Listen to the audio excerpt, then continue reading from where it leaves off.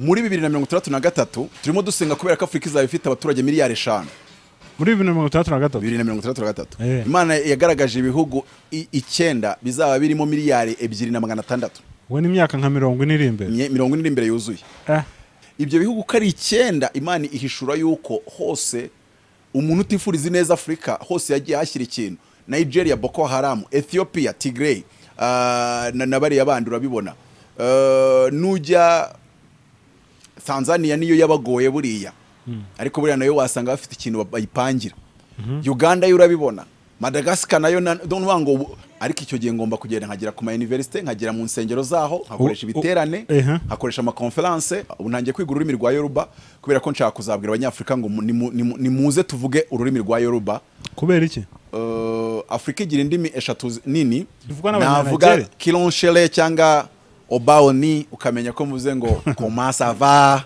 ukamenya ko mvuze ngo comment ça va baoni kwa kunda abanyanegeria none bongeraho obaoni yo mu Rwanda baravuga ngo ntago ruterwa ruratera udafite iyo filosofi ntagomba kuyobora u Rwanda hano unaruyoboye ntiwarenza imyaka ingaye mu bishoko ugomba kuruyobora nawe uri ufite iyo mentality y'abanyarwanda ivuga ngo u Rwanda ruratera nturuterwa tugusangayo icyo ni cyo umurokore muzima yarakwiye gusengera naho ibintu byo kuvuga ngo urajya gusengera intambara yo muri Kongo ntago ikibazo cyo muri Kongo wagikemurira muri Kongo Addis Abeba ndakubwiza ukuri ngo nkomange banyakire ngo ifoto nica ya Addis Abeba muri office nimba ari yabashinzwe research nimba ari yabashinzwe development ariko ntarajya Addis Abeba hari ibibazo bya Afrika utakemura utageza Addis Abeba none se uzabikemura gute nzajya Addis Abeba se kugira bizavuga ko ikibazo gikemutse Addis Abeba nahari y'abandi bantu mageze cyakemuka oya satani azarwana intambara yuko ntinjira Addis Abeba mpageze kizakemuka icyo cyo make sure ufite ibanga uzakoresha we no navuganye nayo kandi ibyo navuganye nayo bireba Addis Abeba ntibireba urugwiro not money oriented ntago ndi umuntu uvuga ngo who take the credit niyo byakorwa nundi niyo projet nanditse ndazifite muri machine baza bakazitwara burundu apfa ko bari buzikorere kuri Afrika we ntacyo byiga gutwara hari nige baba ukwimye imitura wakurinze imisozi hari nige wasanga wajya kuza implementing umuzungu akakurasa mu gahanga wasanga uwo muntu rero ushaka kuntwara iryo kamba basanga rero bazarerasa mu gahanga ntago ari ikibazo muri ibyo bihugu 9 Nigeria Kongo ariko niyo nzajyamo nyuma ubwo zino ntambara zaba zarashize ubu sinajyayo ubwo Addis Abeba already nzasubirayo Ethiopia abanyafrika kugira ngo ubone yuko iyerekwa ryabo hari nigera icurama wajyabona Mutaba uri kuvuga ngo kiyahuza amagambo cyane ngo vayo tugubu gitifu bw'akagari no uravuga Addis Abeba bativayo ku kagari abanyafrika ntago bazi tuwagira ngo turi babanga mwabo nta nubwo tureba talent dufite ngo tuyishyira igomba gukora noneho hano nzanye amahame 7 yo gusenga ugasubizwa utikebaguye amahame 7 gusenga amahame 7 yo gusenga ugasubizwa utikebaguye irya mbere kwake nangiye kwinjiramo amavuta yawe ndayemeye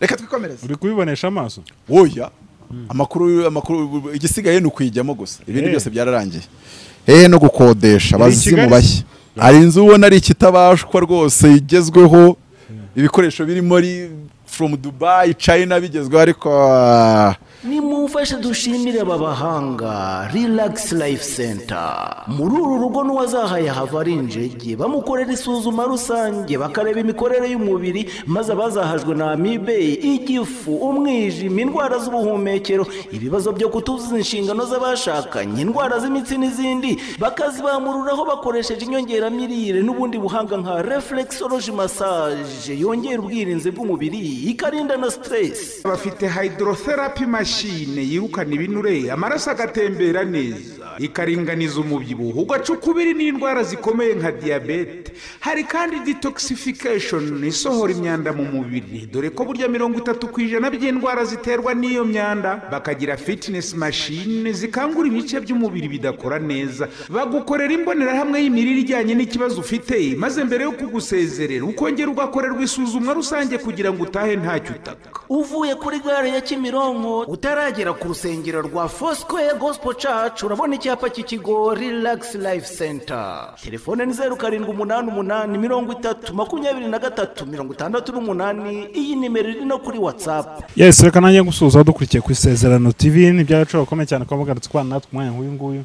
Ndabashimiye mwamuherere hose ushobora kudukurikira hano mu Rwanda. Ushobora kudukurikiye uri i Burundi, twagira abakunzi benshi cyane. Ushobora kudukurikiye uri mu bindi bihugu ntabashe kurondora yaba ari hano muri Afrika cyangwa se ku yindi migabane isigaye. Mwese reka mabwenga amahoro y'Imana abane namwe. Kuri kamera ndi kumwe na Apotre Mutabazi. Professor Mutabazi. Yego. Nuko. Umuco w'Imana nukubeho. Amena. Ubushize nababwiye ngo tugiye kuba mu bihe byo gusenga. Imana yatuboye amasengesho y'iminsi 100. Minsi 100. Tugeze ku munsi wa 12. Uyu ni umunsi wa 12. Abone iminwa yanjye itemutse n'ubundi wenda igigaragara nk'itemutse ariko wenda biraza kurutaho, ariko turi kugenda tubona Imana. Turi kubona Imana mu buryo butandukanye. Amasengesho afite theme ivuga ngo refueling Africa's destiny. Refueling Africa's destiny. Ariko nanone tukabwira abantu ngo niwumva ibya Afrika bitagukurura cyane wowe ushyiremo your destiny. Refueling your destiny. Refueling my destiny. So turi gusenga kugira ngo abantu binjire mu mugambi w'Imana ku buzima bwabo. Ariko nje by'umwihariko kuko nahamagariwe Afrika, ndi gusengera Afrika kugira ngo hari ibibazo by'u Rwanda udashobora gukemura kuri level y'u Rwanda, bisaba kuzamuka kuri level ya Afrika. Hari ibibazo by'ubuhinzi mu Rwanda utakemura kuri level ya Minagri. Agiye kubaza ngo why Afrika byo muri mu Burundi utakemura kuri level y'u Burundi. Nabonye bije ya Kongo yasohotse nubwo ntarayisoma. Hari ibibazo bya Kongo utakemura kuri level ya Kongo. Urugero muri 2063 turimo dusenga kuko Afrika muri 2063 turimo dusenga kubera ko Afrika izaba ifite abaturage miliyari 5 muri 2063. Imana yagaragaje ibihugu 9 bizaba birimo miliyari 2.600. we ni imyaka nka 40 iri imbere 40 iri imbere yuzuye. Nigeria izafite miliyari y'abaturage. Kongo izafite miliyoni 400. Ubwo aho ndi kuvuga results za research. Kongo izafite miliyoni 400. Ethiopia izafite miliyoni 300. Tanzania izafite miliyoni 200.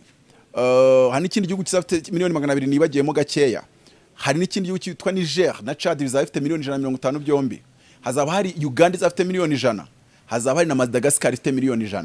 Ibyo bihugu kari 9 Imana ihishura yuko hose umuntu utifuriza neza Afrika hose yagiye hashyira ikintu. Nigeria Boko Haram, Ethiopia Tigray, na bari abandi urabibona. Nujya Tanzania niyo yabagoye buriya. Ariko buriya nayo wasanga bafite ikintu bayipangira. Uganda yo urabibona. Madagascar nayo ndumva ngo Niger, Chad, Idris Deby. Ndumva ngo ibyo bihugu 9 bigomba kuzagira byibuza muri 2050 byose nabigezemo.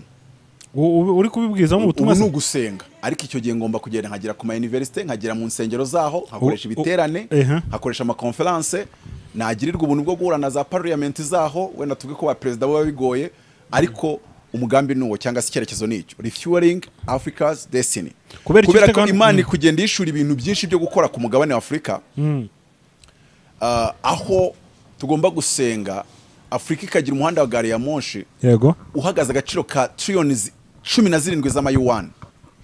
Ubwo ni trillions 2.3 y'amadolari y'amanyamerika. Izo ni trillions 9 z'amariyari yo muri Qatar cyangwa se Arabia Saudite. Kandi Imana izabana na Afrika umunsi bazicara abayobozi bakavuga ngo reka duhuze isoko ry'abanyafrika ribe rimwe. So ariho nzakuramo igitabo cyitwa ngo 5 billion Africans speaking Yoruba. Ubu ntangiye kwiga ururimi rwa Yoruba kubera ko nshaka kuzabwira abanyafrika ngo nimuze tuvuge ururimi rwa Yoruba. Kubera iki? Afrika igira indimi 3 nini. Harimo urwa mbere n'igiswahili kivugwa na miliyoni 200. Urwa kabiri ni Yoruba ivugwa na miliyoni 45. Urwa gatatu ni Igbo. Yoruba na Igbo zose nizo muri Nigeria. Igbo ivugwa na miliyoni 30. Ariko impamvu mvuga ngo tuzavuge Yoruba nuko Nigeria ni izaba ifite miliyari y'abaturage. Eze nibura bakabaye ukangurira abantu kwiga igiswahili. Benshi niko babitekereza, ariko icyo si ikibazo. Nibemeza igiswahili bazajye ku giswahili, ariko ku bwanjye bakaba twakabaye twiga Yoruba. Kubera ko kivugwa n'abanyarwanda. Navuga kilonshele cyangwa obaoni ukamenya ko muze ngo comment ça va, kamenya ko mvuze ngo Obaoni. koma sava Eh. baoni kwa kundi abanyanigeria none bongeraho obaoni yo ariko byose ni uwo murongo turi gusengeramo aho buri munsi Imana igenda ituyoboraho icyo twerekeza isengesho hari nk'igihe twasengeye filozofi y'abanyafrika.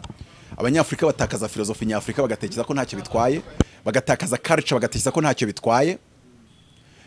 Imana yaduhishuriye ko no mu gihugu ari igihugu, iyo igiye gushaka imiryango iyobora igihugu ireba abantu batatakaje umuco. Ntabwo Imana ishobora gufata umuntu wataye umuco ngo ayobore abandi.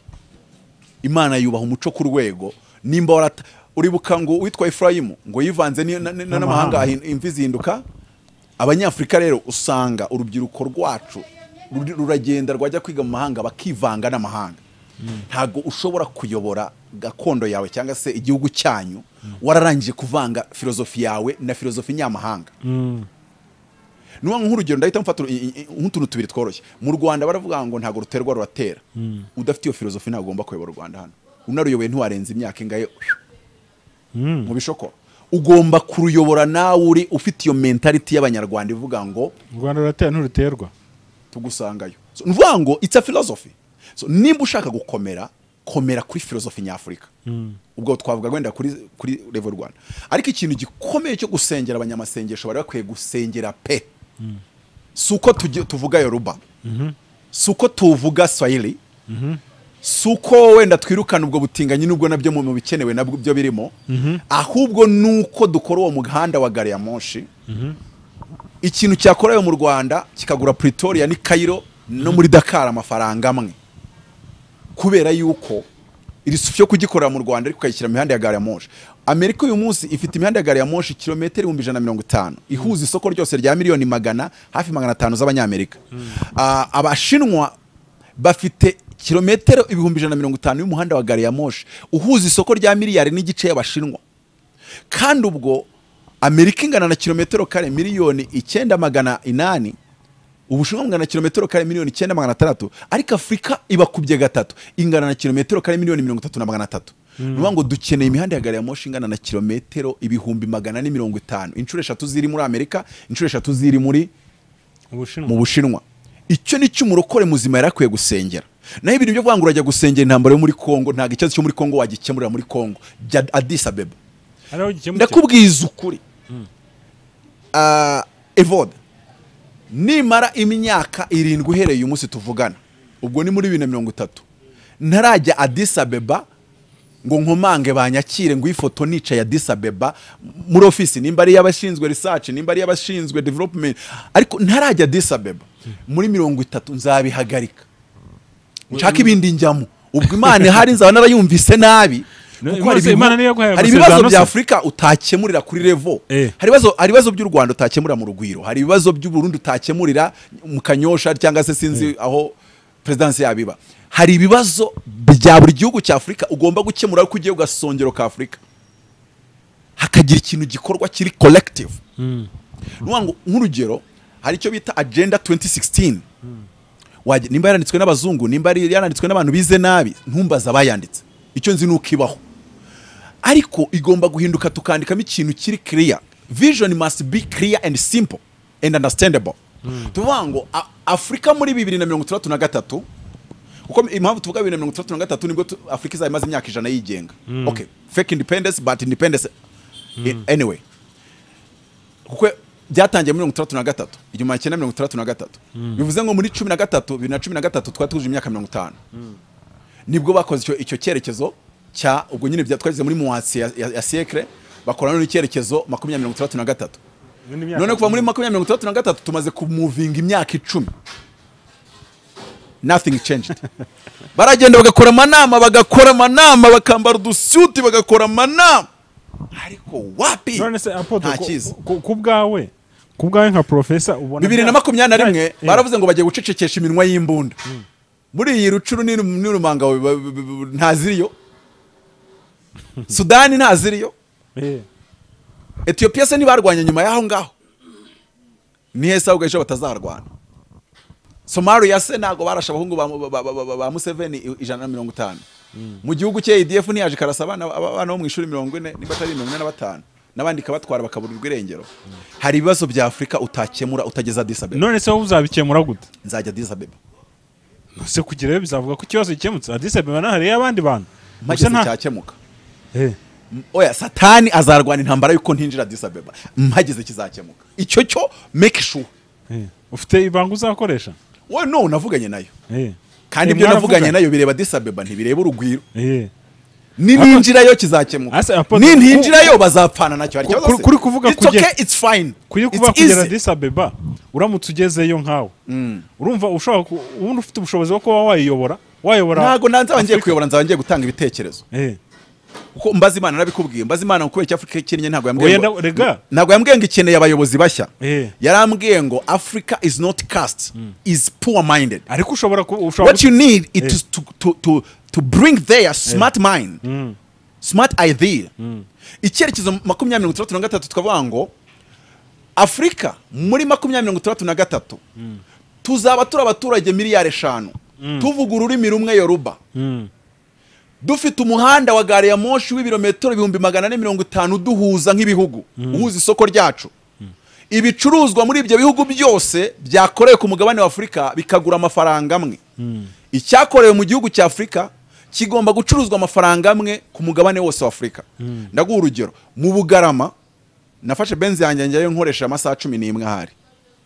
Arindwi kuva Kigali ngera Rusizi, abiri kugera mu Bugarama, ubwo ni 9, izindi imwe n'igice kuva hano ugera Igicumbi, ubwo ni 10 n'igice, hafi 11. Ariko isima yasimerwa amafaranga igura mu Bugarama ni nayigura ibyumba. Uko rero niko tugomba kubikora. Ikintu cyakorewe South Africa, dore ko inganda zinjiza miliyari y'idolari y'inyungu ya income ya mu mwaka ni 147 muri Afrika y'Epfo gusa. Nigeria ni 3. Ahandi muri Afrika hari ibihugu usanga nta na rumwe. Ndumva mu Rwanda nta business yinjiza miliyari y'idolari y'inyungu y'umufungo. Yego. Ariko bavuga yuko Maroc n'u Rwanda bizinjiramo. Ubwo hari abantu babazi cyitwa kino bayitangukira venture, Crystal venture, things like that. Aho tutahinjira nakujyana muri FMI ntago ari byo twajemo. Ariko icyo nayingerageza kukubwira ni kivuga ngo ibicuruzwa byakorewe South Africa, wamaze gukora wa muhanda wa gare ya moshi, ushobora kubigurisha Dakar amafaranga biri kugura South Africa, ukabigurisha Cairo amafaranga biri kugura South Africa, ukabigurisha Bangui amafaranga biri kugura South Africa, ukabigurisha Rwanda muri Angola amafaranga biri kugura South Africa, Windhoek muri Namibia. Niyo ngo Afrika isoko ryayo rikagenda rikaba rimwe. Hakurikiraho iki? Inganda zose za Afrika zo mu isi, yego, 80% zahita ziza muri Afrika. Ariko Apotre, urabona icyo kintu rero nicyo umunyafrika akeneye kuruta kujyari akavuga teori zitari bukore. Ariko ubundi waretse tugasohoka muri aya masengesho y'imisi 100 cyane ukayazamo, ubundi tukakubwira icyo umwami Imana yampaye kubaha uyu munsi. Hari uyu munsi nda Addis Abeba.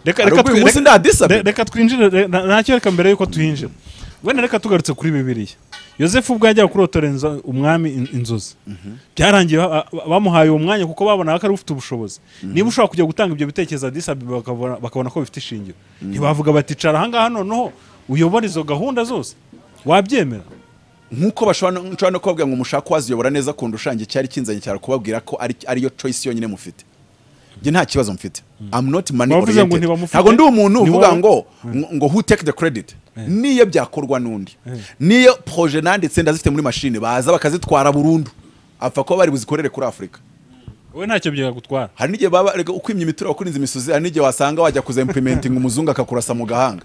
Wasanga uwo muntu rero ushaka kuntwara iryo kamba, basanga ariwe bazarerasa mu gahanga. Ntago ari ikibazo. Ntago ikibazo ari ndubishyira mu bikorwa. Ikibazo ni byakorwa. Ubundi rero reka none se Nigeria ho wari wagerayo kujuru uvuga hariya ngo ni Igbo ngo ni Yoruba Kilonshele wari wagerayo se? Nuyo kubera iki se nzagera nakubwiye ko mfite kugera muri 2050 nagezeyo. Nangije ngo Addis Abeba no kujya muri 2030 naragezeyo. Muri ibyo bihugu 9, Nigeria, Kongo, ariko ubwo niyo nzajyamo nyuma ubwo zino ntambara zaba zarashize ubu sinajyayo.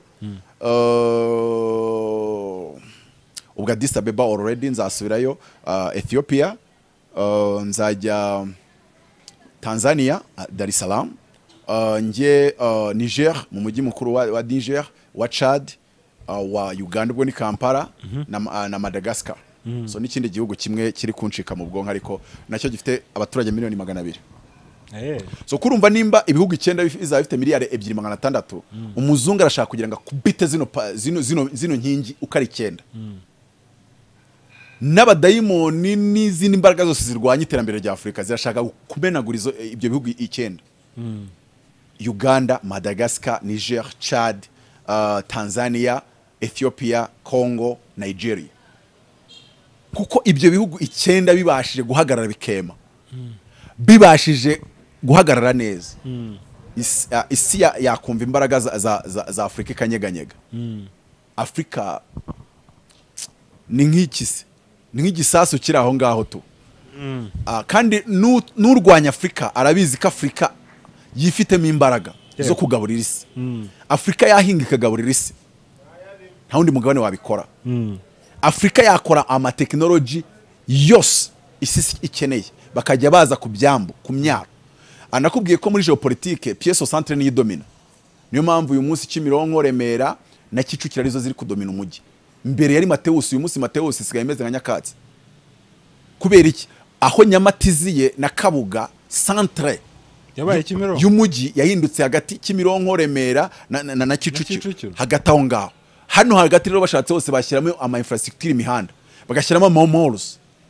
Gahita ba centre ville ya Kigali. Ubwo abacuruzi bagira inama. Centre y'ubucuruzi gahita baho ngaho. Ubwo abacuruzi bagira inama no bahita baza. None se hano Gisimenti harinze hakomera bari. Kimironko se yari bari. Arabwo ari umuntu wari kiziritse ngo Nyabugogo hirya ari mu Gasyata. Ubu uzashaka ubanga uzashyira moro mu kuryanyuma. Cyo umuntu uzashyira ku moro kuryanyuma. Niyo waburaguza ntago wakunguka. Ntago byavamo. Pièce au centre ni domine. None isi map y'isi yirebye ubona pièce au centre ari Africa. Uburayi hejuru ku ruhande Amerika du Nord, Amerika du Sud, hano Asia, nuwango Afrika iri au centre. Amabuye yose ari muri Afrika. Afrika dukena kari nk'ibyo byose. Ubwo ikibazo numva rero uzagikemura Potre. Ngaho reka twinjire rero muri ya misi ijana. Niba tama karibu Addis Abeba bazarwigenda. Afrika tuzakomeza turasane, dukomeze tumarane, dukomeze. Abanyafrika kugira ngo ubone yuko iyerekwa ryabo hari nigera icurama wajya bona Mutaba uri kuvuga ngo kiyahuza amagambo cyane ngo vayo tugubu gitifu bw'akagari. No, uravuga Addis Abeba bativayo ku kagari. Abanyafrika ntago bazi. Tuwagira ngo turi babanga mwabo. Nta nubwo tureba talent dufite ngo tuyishyira igomba gukora. Ngo ariko waje mu nteko wese wagiye. Ni nteko se ya AU. Turango abanyafrika dufite ukuntu turi money oriented. Ureba ngo ne have ibirayi se byaryari by'imyaka 100 oya byejo ngerega buriya ngo hariya ngo mbara ubukeye. Abanyafrika ni bambara ubukeye. None support abantu baraza kuvuga ko upfobeje abadepite. Ubaga umwanya mu nteko ntago wajye. Icyo mvuga tubaza umusaruro natanga ari mwinshi. Nda Addis Abeba natanga umusaruro urenze mu nteko.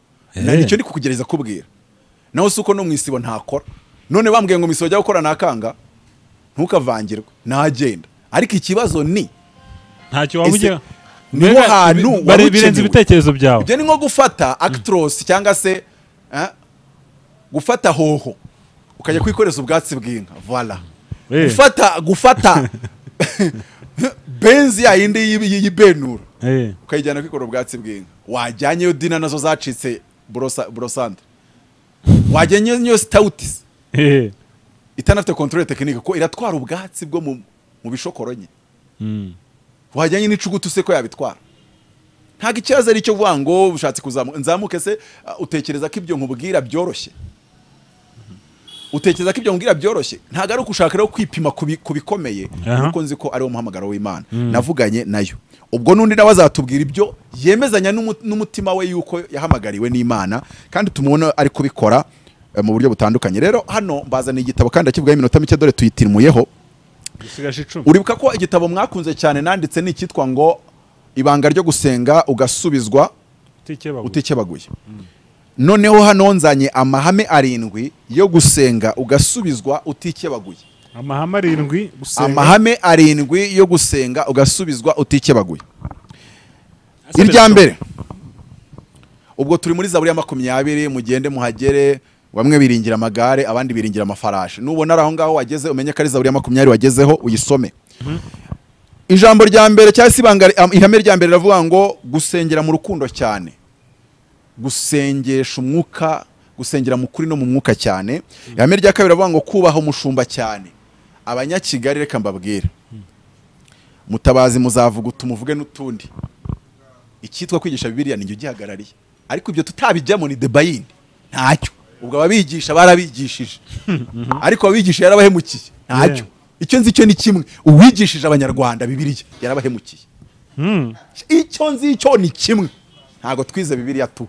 Dufite ababwiriza basimbuka ro preseteka ya bicakire byakire birabaye ibyo ngibyo turabafite, babivuga neza, bari no mu mavuta. Dufite abahanuzi n'abadutuburira. Ariko bishop wampanuriye inzu kwa cyenda ngiye kwinjiramo, amavuta yawe ndayemeye. Reka twikomereze. Uri kubibonesha amaso? Oya. Amakuru igisigaye ni ukwijyamo gusa, ibindi byose byararangiye. No gukodesha bazimu bashya. Harya ku Miyumbu ni Kigali. Ku Miyumbu ni Kigali.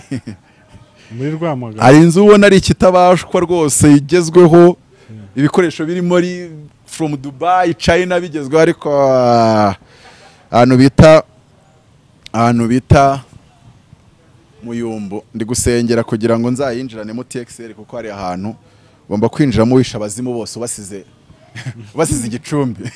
Nawe ushatse kujyana nayo ya benzi nayo ishaje waba uri mupfobya amavuta. So mu by'ukuri hari Imana iri mu bantu bayo, ntimugapfobye abakozi b'Imana. Tubonye ko ibanga rya mbere ni ugusenga cyane. Bibiliya tubwira ngo gusenga k'umukiranutsi kugira umumaro yasenganye umwete. Iki ni igitabo nanditse. Ibanga rya kabiri cyangwa se ihame rya kabiri ravuga ngo kubaha umushumba cyane cyangwa se abakozi b'Imana cyane. Ntago nzibagirwa njya kwa Rwanda Apostle Rwanda Murara akiri bishop 2012 na 3. Yigisha ijambo ryo kubaha abakozi b'Imana, kubaha umushumba. Akimara kwigisha iminota 10 nahise nsohoka. Ndavuga ni ziriya ni injuga z'abagande. Iyo mbyibutse ndavuga ni nzashaka ituro njye gushaka Rwanda Mura, kubera ko ari kuvuga ibintu biri byo, ariko kubera kwigishwa nabi ndasohoka ndagenda sha. Ubu njya nicuza mbwana uwazambwira abantu bo kuri UCC bazandabure yigishe kubaha umushumba. Nze nzanye na envelope yanjye kuko naracikanwe. Ahubwo uzajye icyo na evangelist ariko udakozwe ibintu byo kumbwira ngo baha abakozi b'Imana. Kubira n'ibyo kwishakira ibyubahiro. Ngo bari kubwiriza bagira ngo bishakire ibyubahiro. Ntizira n'injuga z'abagande. Ibyo wita injuga z'abagande ni ijambo ry'Imana, ni yerekwa rizima ubibwiwe na Apostle Professor Mutabazi. Abanyakigali muzazira, abanyakigali kudasora kwa amasezerano, abanyakigali kuba mu kazi bakurwanya bakagushobora, abanyakigali kuba amasengesho yanyagira inkomyi, nuko musuzugura abashumba banyu, muca amazi abashumba banyu. Ariko si n'umushumba gusa, hari umuntu usanga atemera uwagatenga. Apotre wagatenga urabizi ko utamwemera, urabizi ko abamwiyomoyeho nabo nta numwe wemera. Bishop nuzana ntuza muri bose nawe wemera. Urabizi ko umuvugizi uhembwe 3 utamwemera, urabizi neza.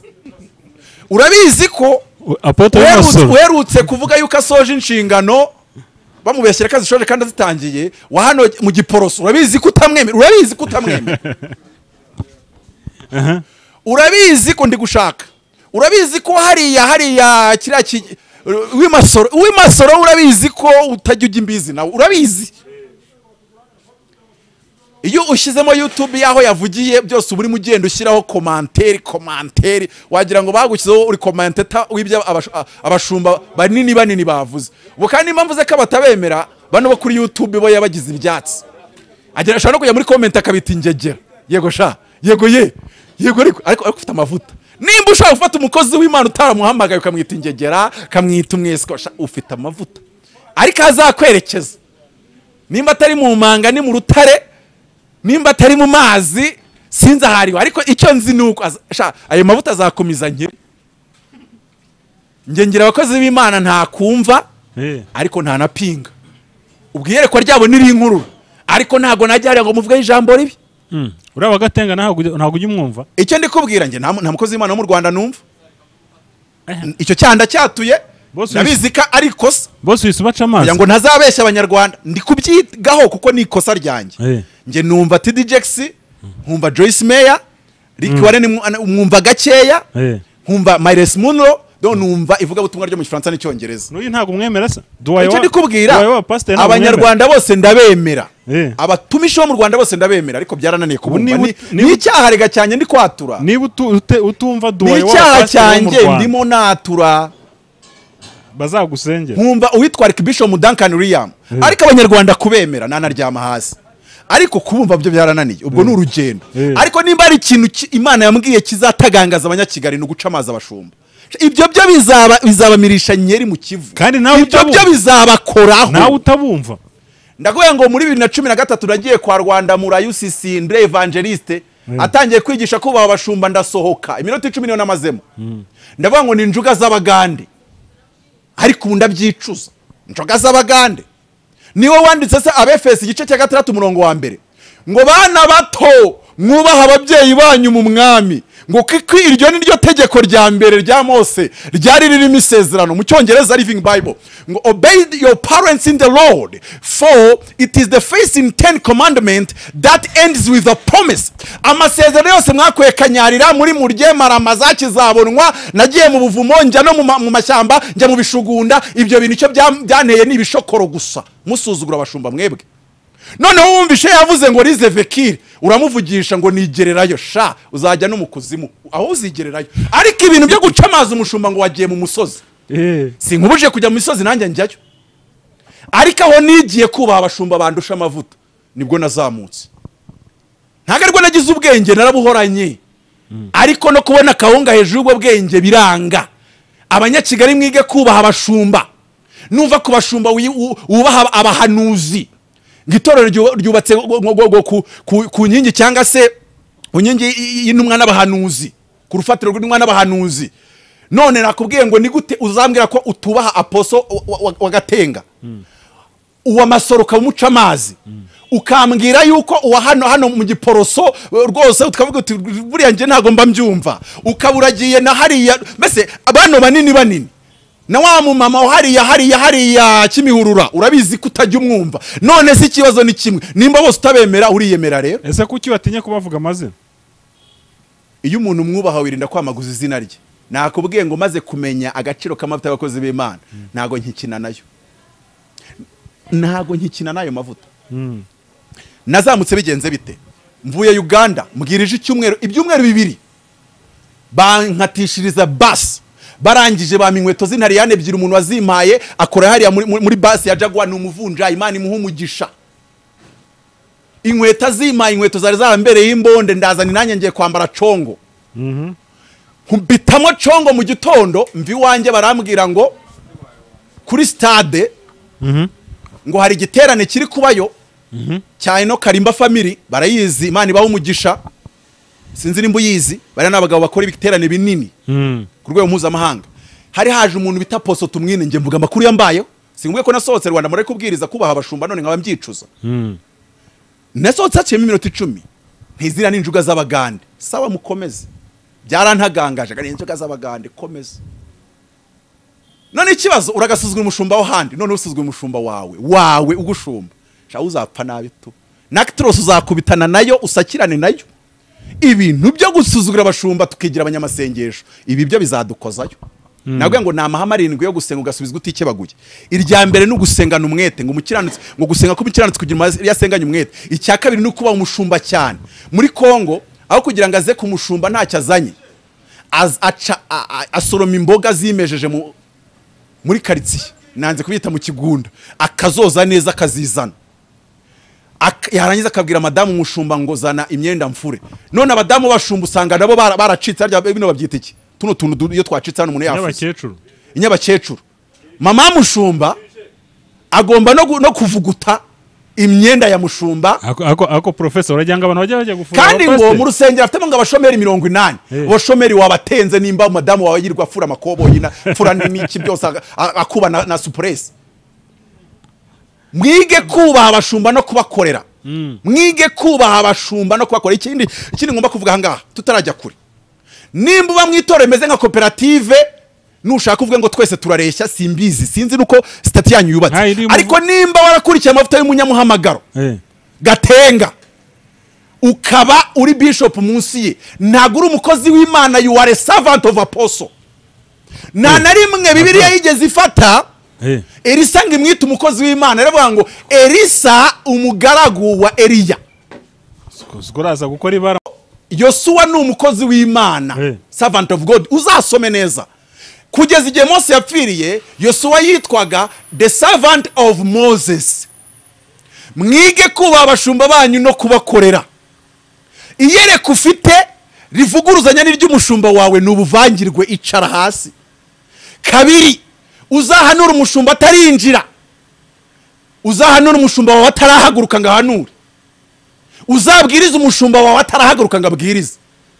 Natangira guhanura utwo tuyerekwa twawe tugufininire mu dutahano tugushyire madamu wawe. Ibintu byo kuvayoletinga protocol z'amavuta bizakora ku banyakigali. Ngabakozi b'Imana Kigali ngo usanga ishati zaracitse zizanavuvuka ahubwo zizanafuka zazacika ahubwo.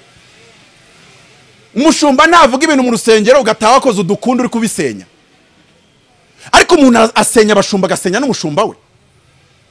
Cyangwa umushumba wacu shaho shangagira amavuta ntagira ngo nta gahunda agira, ariko ibyo bintu uvuga ko umushumba wabona bizakugwa neza.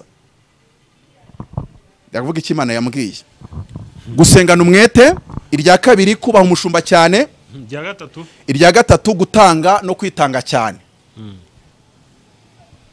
Singubwiye iyo nzinjira mu kwa 9 Bishop Nyamirambo yayihanuye mfite amajana 550 mu mufuka n'ibibazo bihagaze 7 miliyoni z'amanyarwanda, ariko umwuka w'Imana aranshuka nemera gushukika ngo niyashyire mu kibo 500 se. Nabwiye umuvuga butumwa twari turi kumwe nanze kumuvuga izina muremure, namwana ngo vayanshiriremo bagira ngo ndi kwiyaminiya cyane, ngo ndi kwiyemera sinayishyiriramo, kumbi ndi kuvuga ngo nyashyizemo nanayavanamo. Madamu nane mwemeremo desa, kandi madamu utagira ngo ni nk'abadamu wanjye Evode, utagira madamu wanjye ni nk'uwawe. Madamu wamwemereye ikintu arakwishyuza maidiya, wakimwemereye ntago wa meze ugeraho ukabona no kuba mu rugo bidagishobotse, wakimwemereye. Ayiwe nafashe 500 y'umuhereza yashyiramo nose 500 akabandari gutya 100 aho yakabandari mwana. Kandi nanjye hano nari ngakuye ahantu nyine, ariko reba kugira ngo uzabone ituro rya 500 babarira umbwiye kugira ngo uzabone ituro rya 500 muri Kigali, tujye tubwizanya ukuri, turabagenzi bajya mu ijuru. Yari 550 afunze, ukuraho 500 muvandi yayashyize mu kiba, ari ngiye yamwerenga yashyiremo umugongo urandya, ndatutubikana umugongo wose, sinane nagatuye ibihumbi gera mu 100. 500 noneho namaze kwemeramo madamu 200. Nayandi senga nasigaye ko bahanuye neza, nayo ngenda mbiba nasigaranye 3 noneho bajya babwiriza ijambo bakubitamo neza, nkafata ku mufuka ko nayo nari kuyatanga. 3 bingeze igicumbi, hinjira ati gira gutya, ati do ibyo wanyemereye. Yabivuga nkahita mugani twafashijwe uyu munsi, reka ibyo tubyihorere n'iby'ikindi gihe. Ariko nahise mva igicumbi mari cyumweru i Kigali ntasubiyeyo, kuko nabonye kumugumana mu rugo namwereka desa ari ikibazo gikomeye. Wahise uva igicumbi. Ubundi iki nicyo bita igitambo. Abashumba nibajya abakozi b'Imana bajya bigisha igitambo mu gafinina. Ubundi iki nicyo bita igitambo, ni ituru utanga rigahita rikujegeza, ugahita ujya mu bibazo ako kanya. Reka mbwira ibyo kwa Tumwine nagezemo abwiriza ibintu bikomeye. Bishop Apostle Tumwine ava Uganda, abamuzi baramuzi, ye nibwo bwamena ari mubonye, ntabwo nongeye kumubona na nyuma yaho. Apostle Tumwine amaze kubwiriza arabanga, yarakubwiza abakozi b'Imana, conference y'abakozi b'Imana, arabanga muzani ituro mbasengera. Twari turi kurishyira ku birengera, bizi gahunda y'abagande bango kutakubigere, ubizanye Kigali bakugurukana. Uriyo cyaka umugisha nsimbukira Uganda basobanukiye umugisha maidiya. Ariko umunyarwanda umbwiye ngo shyira ku birenge, yewe we Yesu we, yewe we yo. Nanjye nkiri wamuvuga butumwa 2013 nari kukubwira ngo ni injuga z'abagande, ariko ibintu byanditse muri Bibiliya ukajya kubyita ngo ni iby'abagande. Bibiliya se ni y'abagande. Abantu barahagurutse bagenda bashyira ituro, senyisa igihumbi, senyisa ko hari hasi narabirebaga. Nanjye umwuka arambwira ngo haguruka uyu mugabo w'Imana umukure w'umugisha, ariko mpaguruka ntazi ngenda atanga ire turo ko nari mfite 0 mu mufuka. navuye Kampala maze ibyumweru 2 ngera mu rugo nsigaranye 0 francs.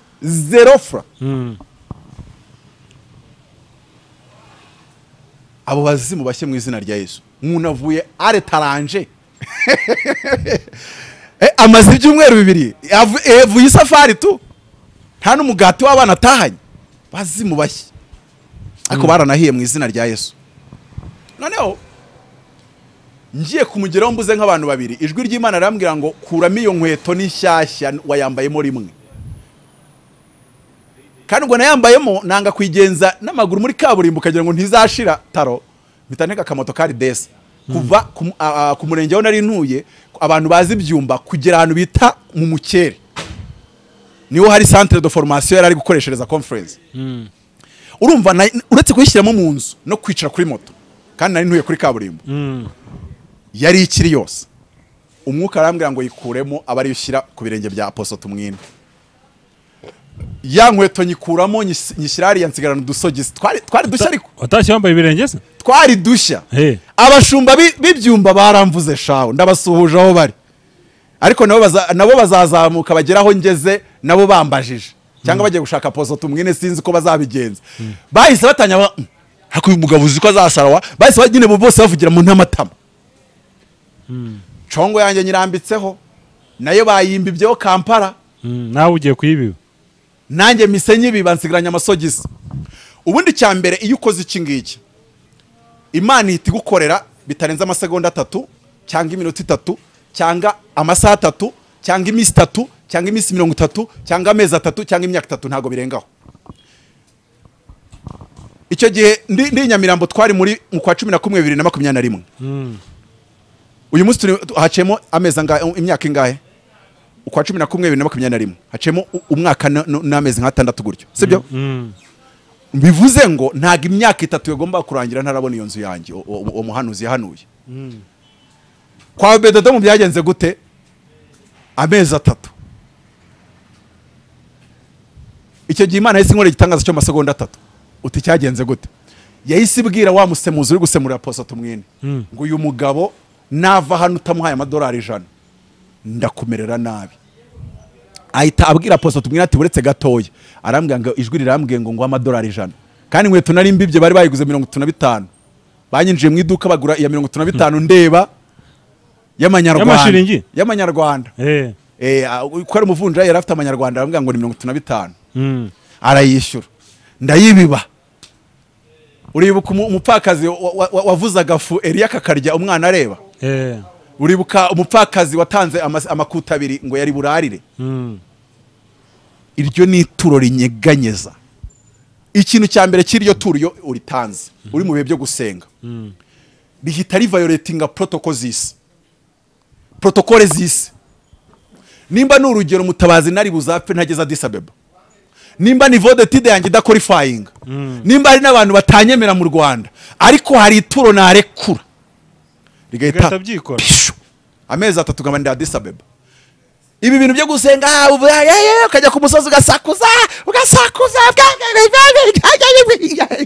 hari ahantu bigera ukarekura ikintu bita imbaraga y'ituro. Ariko se wowe urabizi ko ntusenga iyo ugiye mu rusengero bugiye kumva ko umuntu umushumba hanura bugiye kumva ubuhanuzi, urabizi ko uca amazi abashumba, urabizi ko udatura. Urabona ayo masengesho yawe azagutambutsa metero zingahe koko tubwizanyije uca amazi abakozi b'Imana wirirwa ubavuga urabavuga n'umushumba wawe kamuvuga. Kandi ikintu gisekeje ntavuga se na nyina bamubyaye mu mubiri. Ko wirirwa utubwira amakosa y'abashumba rato zatubwira n'amakosa ya so na nyoko bakubyaye babandi bakubyaye ntayo bagira. Nimba rero utavuga amakosa y'abakubyaye mu biologically abakubyaye spiritually bo urumva bitazagukoraho. Mvuze mama umuvumo wangeraho none uvuze umushumba we nta wakugeraho warakoze ubugoryo ufite bupima toni. Uko ndi kumva ntago ari ibiro ufite ubupima toni tu. Ariko hari abajya bavuga da none se mbabuze se hari abo tuyatubona kuri social media ngo twebwe ngo iwacu ngo byari bimeze gutya. Oya tuve no kuri ibyo ngibyo tuve no kuri ibyo ngibyo. None se nakubwiye uwo mu Gatenga aba bishop uko bamwiyomoyeho. Yego no ntago Yosuwa yiyomora kuri Mose. Iyo ntago ari ADPR my dear, ntago ari Anglikani. Genda gakeya uri munsi y'ibirenge by'umuntu wari uri minembwe yumva abona igihuru cyaka gikongoka. Ibintu rero byo kuzana ibintu byo gutera kudeta Mose shareka mubwire Miriyamu yarabigerageje biranga. Miriyamu ntago byamuhiriye, Aroni ntago byaciyemo, bakujeho burundu ntago bivamo tikisoboka. Nimba warakurikiye umuntu wahamagawe w'umunyamavuta, cira bugufa amavuta ye. Haleluya. Nimba uri Elisa ugakurikira Eliya, uri umugaragu. murakoze. Twagiye bazi uzamufate nka so cyangwa nyoko ntacyo bitwaye. Bana mwubaha ababyeyi banyu mu mwami, niryo tegeko rya mbere rimo isezerano ngo rivuga ngo kugira ngo ubone ukuramira mu isi kandi ubone umugisha muri iyo minsi yo kurama kwawe. Bantu benshi bararwara indwara zidasobanutse kubera guca amazi abashumba.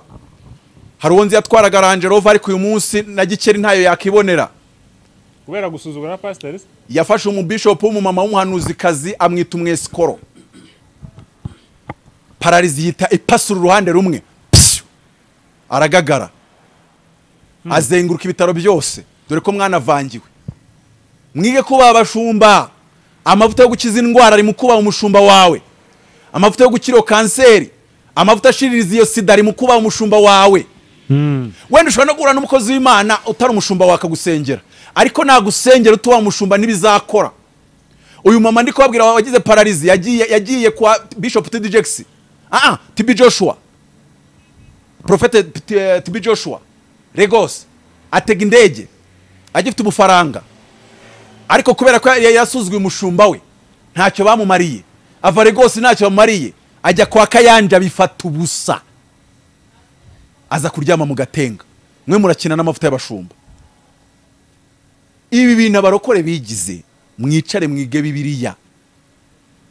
Twivugire icya kane, ihame rya kane, kuyoborwa n'iyerekwa. Nzabivuga nagarutse. Ubuzima bwawe bugomba kuyoborwa n'iyerekwa. Nzabivuga nagarutse, muzabinyibutse.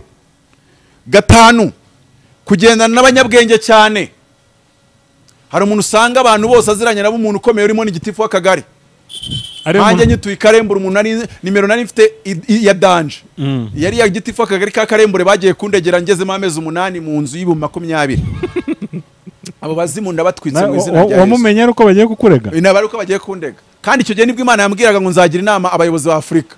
Imana ikambwira ibya Addis Ababa, umuntu nziranye nawe ari gitifu w'akagari, nawe umereye naba turagisohoka mu ryari. Ariko maze kumenya kuba amavuta y'abashumba, ndi kukubwira ngo nzafata indege nya Addis Ababa nzitegera. Uzanitegera? Nzitegera, abazimu barahiye ariko nzitegera. Kuyoborwa n'iyerekwa, kugendana n'abanyabwenge cyane niyo gatanu. None se urabizi abantu muziranye bamwe ninjarwa, abandi na abatubuzi si n'abahanuzi, abandi n'abanyamagambo, abandi n'abatindi nyakujya. Uretse n'ubutindi bafite n'ibitekerezo bicuramye, urabizi. Nta gitekerezo yaguhamo inama, ntiyakuzamurira isengesho. Urabizi ko mu mavuta finina nta mbuto zimuriho. Ejo uzasanga muri quartier bari kubaza ngo ni wowe ugendana na kana gukora bino na bino na bino. Urabizi ko ni umunyamagambo, mujyanye mu nzu y'abakire yaza akabikwiza quartier. Nta mukiri ushaka kugira ngo amenyane n'umunyamagambo. A gossip. Imana isohore abantu mwari muziranye badafite icyerekezo, badafite naho bakugeza. Hang out with some people who are better than you. Jugerageza. Uwo ni Warren Buffett wabivuze, wo muri America, the king of the stock market. Reka mwite nyiri Coca-Cola nubwo wenda ari we ufite imigabane myinshi. Yaravuze ngo ujye ugendana n'umuntu ufite ikintu kurusha. Uwo muntu mugendana utakurusha ijambo, ntakurusha amavuta, ntakurusha imbuto, ntakurusha wenda imiryango, ntakurusha amashuri, ntakurusha iyerekwa, ntakurusha ibitekerezo. Ariko kangubaze vo, umuntu Imana yabwiye ngo mwana wanjye nzakugira umucuruzi ucuruza Dubai, akaba ataramara ukwezi ahagaze mu gacinjiro nta seta afiteyo, aransakuriza kubera iki? Paulo yageze avuga ngo nimukandushye ngo ku mubiri wanjye mfite inkovu za Kristo.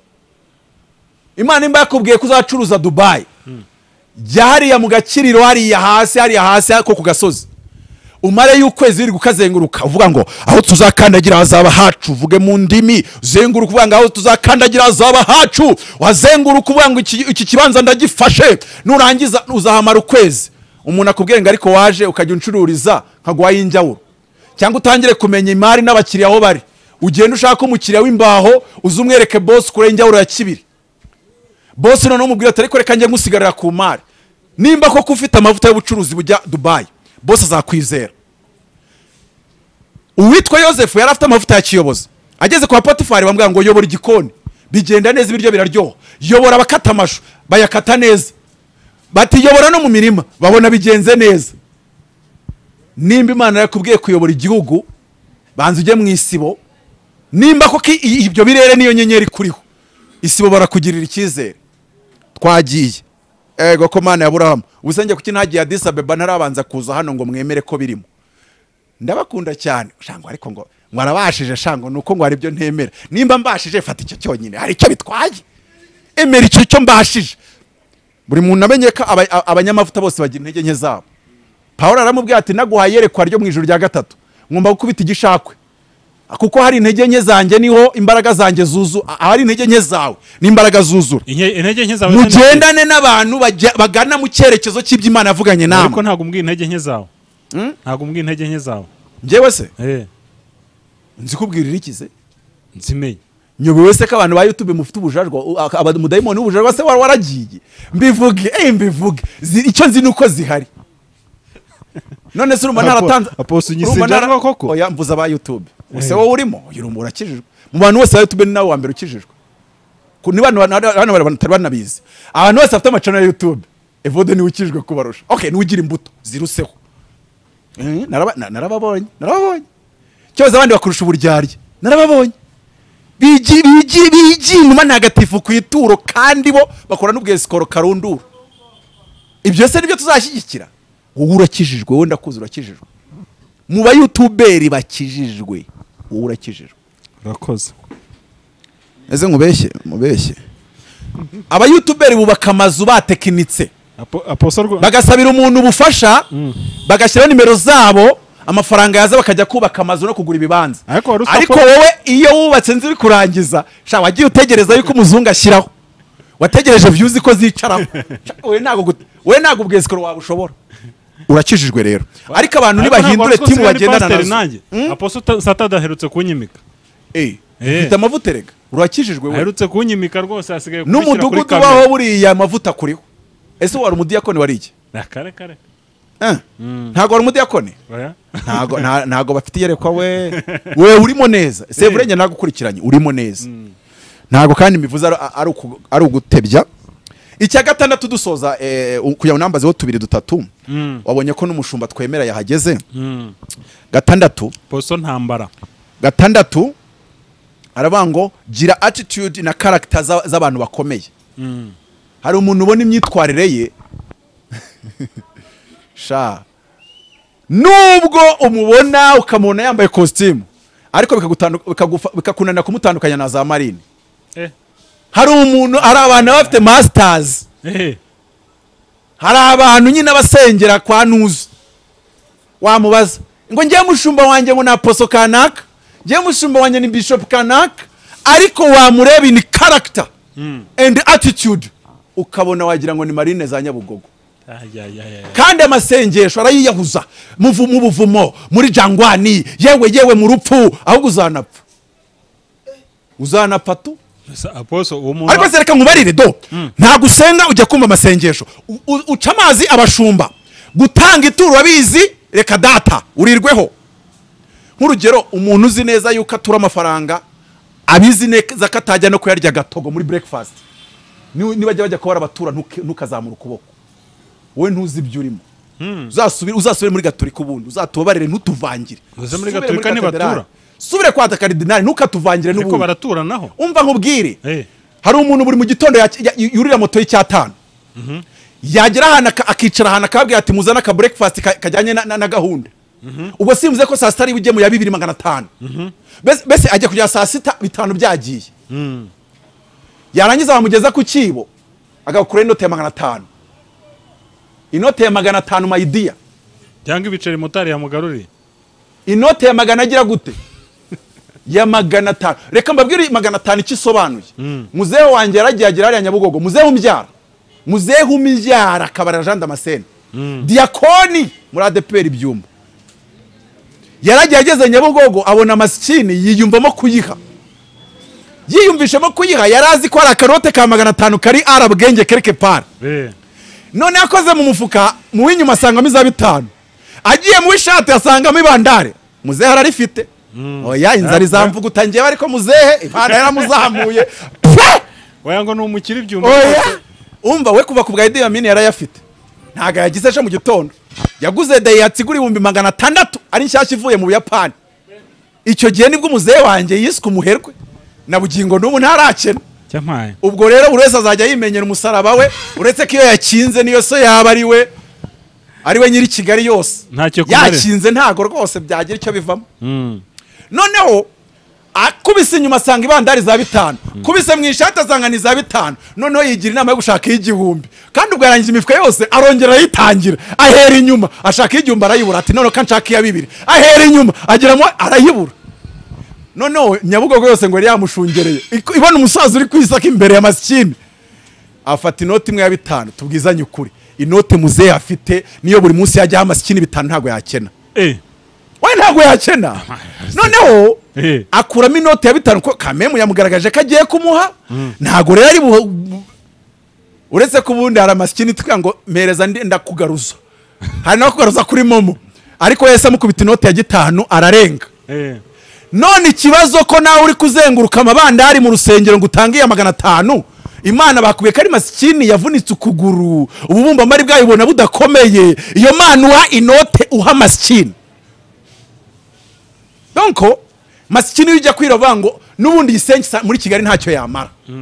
None yo sengisa uziko muri Kigali ntacyo yamara, uyatura gute? Ngiyo ninjiranye mu rusengero sengisa nta yandi mfite imbere n'inyuma sintura.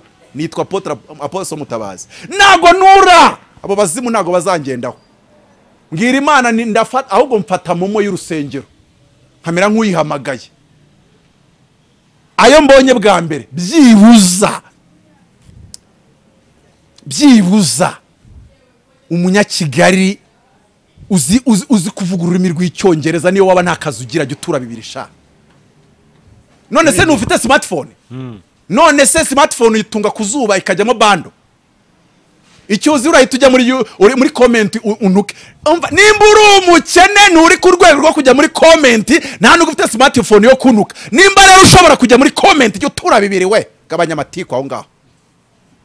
Tura 2 motari shyiramo 5. Nigeze kujya kwigisha abamotari ahantu yari terano ry'abamotari gusa. Ndabigisha tuza gusanga umumotari mwiza yakaba yaturi 10 hagati y'10 na 12 buri ku cyumweru. Abamotari kandi twari turi kumwe bari 15 gutyo. Barambwiye batukubidusobanuriye birumvikana. Nimba bashumba banyu barananiwe kubigisha gutura bazampamagare nzitegera na nisubize mu rugo mbigishe muture ntago muzi gutura. Tura ngaye uwo muri beka senyisa, wowe yaguri wawe mu rugo akagwa senyisa wayakoze iki? Umuntu reka nsoreza nga reka mugi cya 7 nsoze. Reka nkubaze nuza uwita Sauli mwene Kishi ngo yari afite ibice bya shekeri y'izabo, birangiye cyongereza ibashyira mu madolari iravuga ngo ni $1. Idolari rimwe rivunja ngahe mfasha? Ubu ngubu rigeze hafi ku cyabiri. Mu rugi wawe ufite y'icyabiri cyangwa se bari kudukurikira afite y'icyabiri agiye kuri umuhanuza bigenza ate?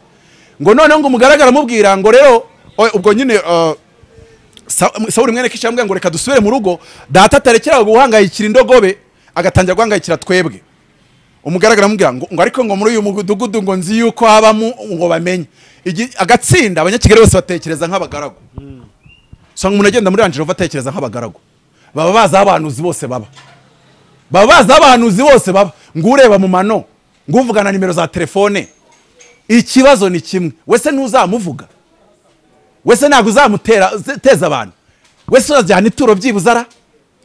Noneho ngo sawura muwaza ngo se twajya kureba umuntu w'Imana tutajyanye ituro.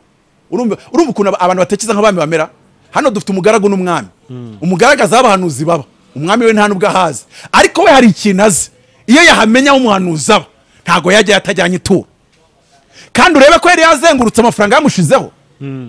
Nakubajije ngo nyirinzi ari kukwishyuza banke bagiye kuzamura muri babihemu ufite igihumbi uri i Nyamirambo bakakurangira ko profeta ari Remera, ukora iki? Ufata cya gihumbi ugategamo moto, cyangwa se tuwe kufite bibiri ufata igihumbi kimwe ukagitegamo moto ishoye ikakugeza i Remera, ukareba profeta akabizizini waya, yarangiza ukongera ukurira moto y'igihumbi ugasubira i Nyamirambo ngutegereje ngo ibyo profeta yanuye do re hano Vinyamirambo n'amaguru tari usanga profeta Remera umuhereze bibiri nubwo arayabona ari make ariko ni wowe uza agaciro k'iyi bibiri. Sinzi bagirwa umuntu ambwiye ngo amaranye ngo lisanse ngo imyaka 8 ndamubwira uzaza n'ituro dusenge ati se ko nakubwiye ko ndi umushomeri ukabugenda na benzi ko nabonye Imana yagwaye umugisha wansengeye. Namwana rero hari amahitamo ngo usengere nta turo utanze bitagira icyo bifata nk'abandi bose bagusengeye, cyangwa se ugenda uzana ituro n'ubundi nuza n'ituro ry'ibihumbi 2 cyangwa 3 nge nkwa karibira y'ibihumbi 10 kuri benzi yanjye ntago ndi bunyanywe karibira, ariko at least ukoreye mu byanditswe. Ati se ndakurahe nigenda kwishansiye ubabwire ngo umuyede nimba ari 2-5 ngenda baca 5 ukora imibyizi 2-3 bizane uze n'amaguru. Imana irareba iyo sacrifice ninitagwa akazi uzanabwira YouTube yose ko ntari apostle.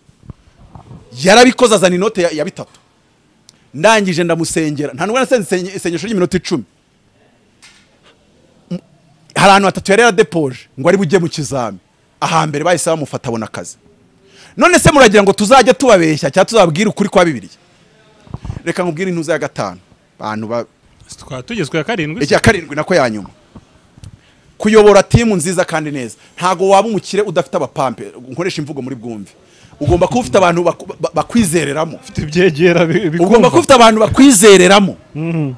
Yego. Ugomba kuba ufite timu yakuyobotse. Kandi iyo timu ukaba yisemo bijyanye naho werekera.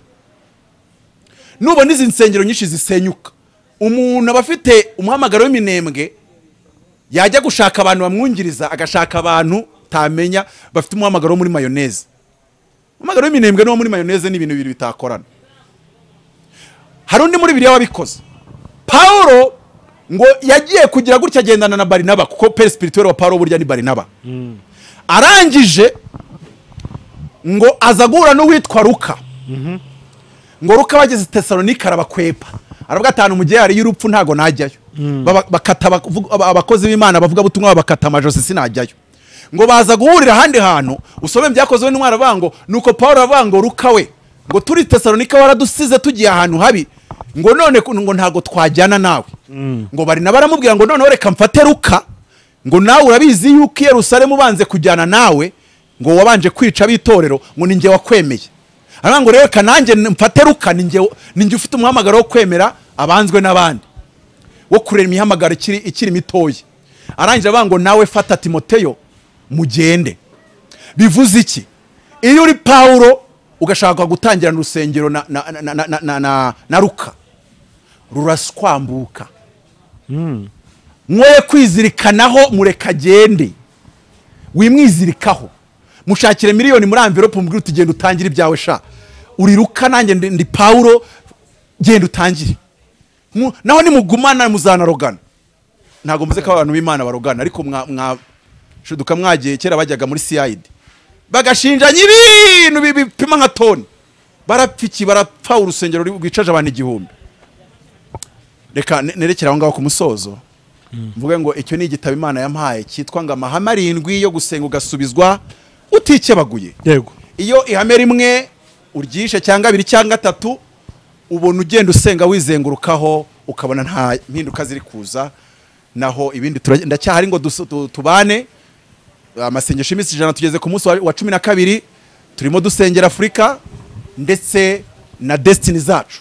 Turimo dusengera destiny ya Afrika na destiny ya Mutabazi ku giti cye cyangwa se Vode cyangwa nundi wese. Ntibitubuza gusengera indwara ngo zikire, indwara ziri gukira. Ntibitubuza gusengera abantu bafite ubushomeri bakabona akazi mu izina rya Yesu. Ntituri kubura gusengera abantu byanze kugenda neza mu mikorere yabo itandukanye. Ntago turi kubura gusengera abantu barozwe, ariko ahanini turashaka gukora hano ku bwonko kugira ngo abantu binjire muri destiny zabo. Refuel your destiny, refuel Africa's destiny. Iyo niyo teme turi gusengeramo mu gihe cy'iminsi 100. Nawe waza tukabana mu minsi tugeze ku munsi wa 12, kandi ngabaje saa 11 n'abaje saa 9 n'abaje saa 1 bose bahembwe bingana. Evo urumva ibyo bintu ushaka kubigerekaho. Reka turekera bindi byanyu Professor urakoze cyane. Aba YouTube byo byihorera. Reka tubirekera aho ngaho. Twavuze ibintu bikomeye cyane, amahame 7 ni ikintu gikomeye cyane yo gusenga ugasubizwa utikebaguye. Ikindi ni igitabo umuntu wese ashatse yambwira ngo ndagishaka, akanyandikira akakibona. Duhe nimero ubundi udesha umugisha. Nimero ni 0788309513. Igitabo kizaba cyanditse mu Kinyarwanda.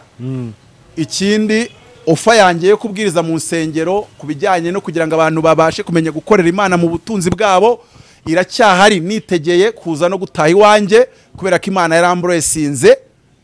Hari aho Imana yamvanye, hari naho ingejeje. Nkwakenda nzagaruka muri Kigali gukodesha ubwo ibintu by'abarandi road. Nta nimero izongera kuba muri telefone yanjye yanditsemo randi road. Kandi Imana nishyigikira amasengesho y'iminsi 100 ndi gusenga. Ndumva nshaka gusenga isengesho mbwira Imana ni mukagera bakora ibintu byita TXL, kuko tugomba guhagarara mu mavuta Imana yaduhaye tukayakoreramo, ariko abantu banareba bakabona ko Imana hari aho yatuvanye, hari aho tujyana, hato tutazanagira ibyo tubabwira ku Mana batarika iyo Mana uvuga ngo izadukorera yabanje kabakorera. Ntago Imana tubabwira kubakorera twebwe itadukoreye. Nimero rero ni 0788309513. Nyandikira ngo igitabo, nyandikira dusenge. Hari umuntu uza ihangane mvuga akakantu kubera yuko nabimwemere ko nzajya nkamuvugira. Hari umwarimu bita Clement w'inyamirambo wigisha auto école, agira offer inshimisha cyane. Offer ngwe wango ndakwigisha provisoire ngo noneho ngo nkwandikishe ngo ugende uyikorere ngo nuyitsindira bari bwunyishyura. Ubwo rero ndashaka kugira ngo nge mbwira abantu muze dusenga Imana nimubona gukora kw'Imana mu buzima bwanyu. Oya mwarimu Clement hariya inyamirambo yarabinkoreye by the way. Njya kuva ku nyamahanga njya ku Nyarwanda, uretse ko nta nubwo yanyishyuje by the way. Maze no kuyibona yarambwiye ati kuko Imana yakuzamuye uzajye ubambwirira yuko ariko bikora. Numwandikira nawe arabasha kugufasha. 0788383722. iyo yo ni ya mwarimu Clement. Ushaka perimi ukishyura ngo wayibonye. Ubutazanyishyura ariko ubutazakwishyura iyo yishyuye Aposo aba yakwishyura. Aposo ngaho dusengere dusoza. Imana y'amahoro nibishimira. Reka dusenga Imana. Nimba ari uburwayi ufite fata urwaye, kuko muri aya masengesho y'iminsi 100 ndi kwiyumvamo amavuta yo gusengera abarwayi bagakira mu izina rya Yesu. Reka dusenge rero. Ari uburwayi ufite reka dusenge. Ari aho wa depoje ushaka kujya gukora ikizami reka dusenge. Kandi isengesho ngusengera nimba ari aho depoza byanga ni iryo kudepoza 3 akazi kabonetse. Nibirenga 3 uzashaka undi mutumisha gusengere ubwo iryange rizaba ritafasha. Mu izina rya Yesu Kristo mpagaze mu butware mpabwa nk'intumwa, natuye gukira ku burwayi bwose bw'abantu bari badukurikiye mu izina rya Yesu. Indwara zo mu maraso, iz'amagufwa, izo mu mutwe, mu izina rya Yesu. Hari abantu bafite imitwe ihora ibarya igiye gukira aka kanya, igiye guhita ikira aka kanya mu izina rya Yesu Kristo.